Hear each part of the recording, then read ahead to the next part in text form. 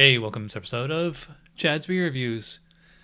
This is an appropriate shirt tonight, and I think you'll figure out why in a minute. In case you can't see, take a closer look. Okay.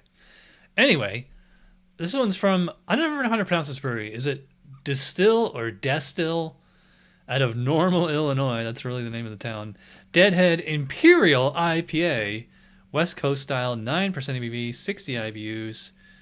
Not much about it on the can, although it's only 3 months old.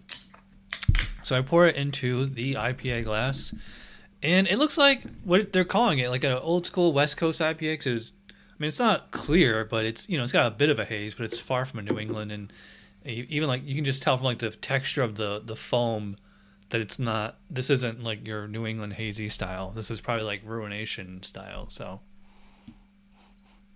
yeah, I would say this is like equally citrusy and tropical.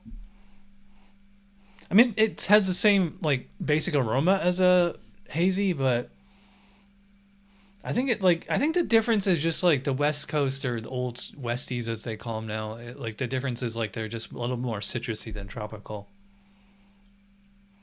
Yeah, and it's just like you're not smelling lactose or oats or wheat or anything on this one. It's actually a pretty simple palate. I mean, I would say it's a nice delectable hop thing on here. And for 9% ABV, I'm not picking up alcohol. So let's dive in here. Cheers.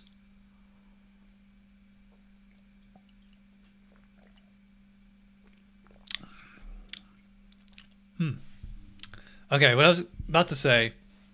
All right, so I mean, it tastes very, very similar to the aroma. It's very citrusy.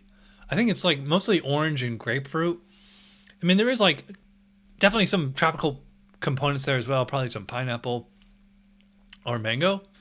And like when I was drinking this, I was like kind of, and also like off the aroma, I was kind of disappointed. I'm like, so they got this whole Deadhead thing going in the shirt that I'm wearing. I was expecting like a very dank smelling and tasting beer. I think like Fiddlehead and Second Fiddle are probably like the dankest IPAs I've ever had. So I thought this was going to be like that, but this is more like an old school like Ruination or Stone IPA. Yeah, in fact, I would probably say this is, even though this is 9% ABV, this is closer to like Stone IPA or just like regular Ballast Point Sculpin or whatever it was, like their single IPA, just because of the IBUs. I mean, 60 it used to be like a 10-to-1 ratio, so like 60 IBUs, 6% ABV.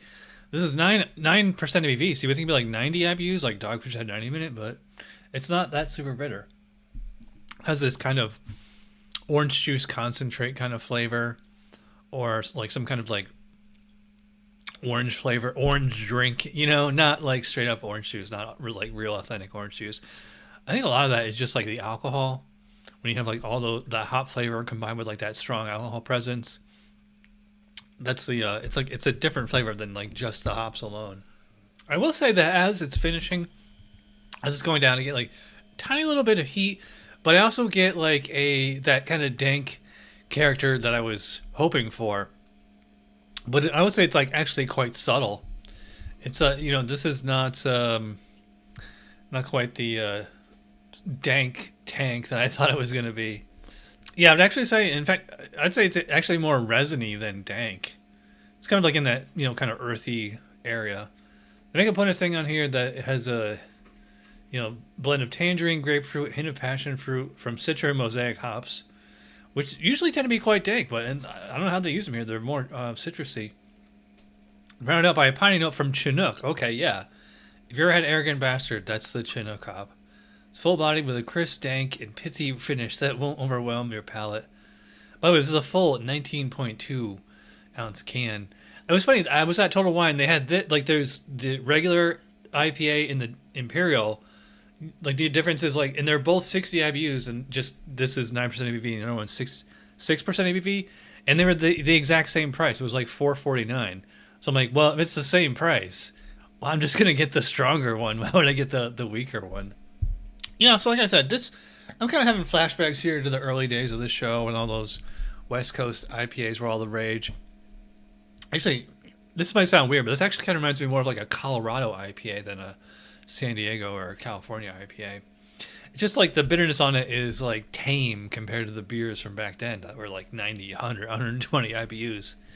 I will say it's a nice change of pace from like all the hazies.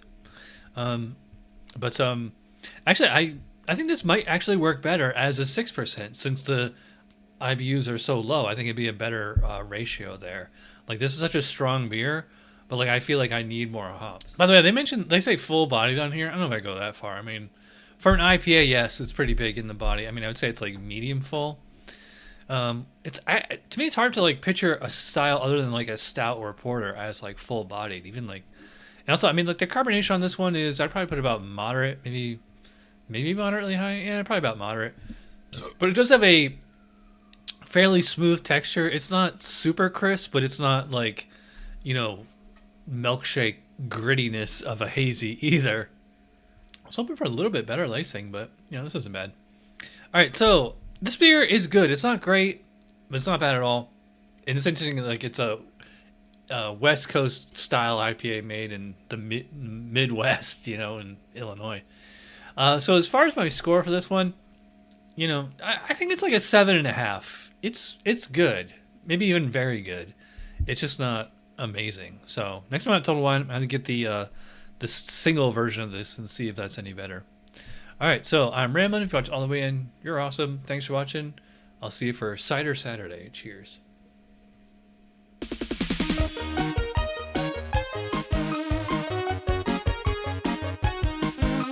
Somebody brewed it. Chad just reviewed it. Thanks for watching Chad's beer review. Trust me, the next episode will be a lot better.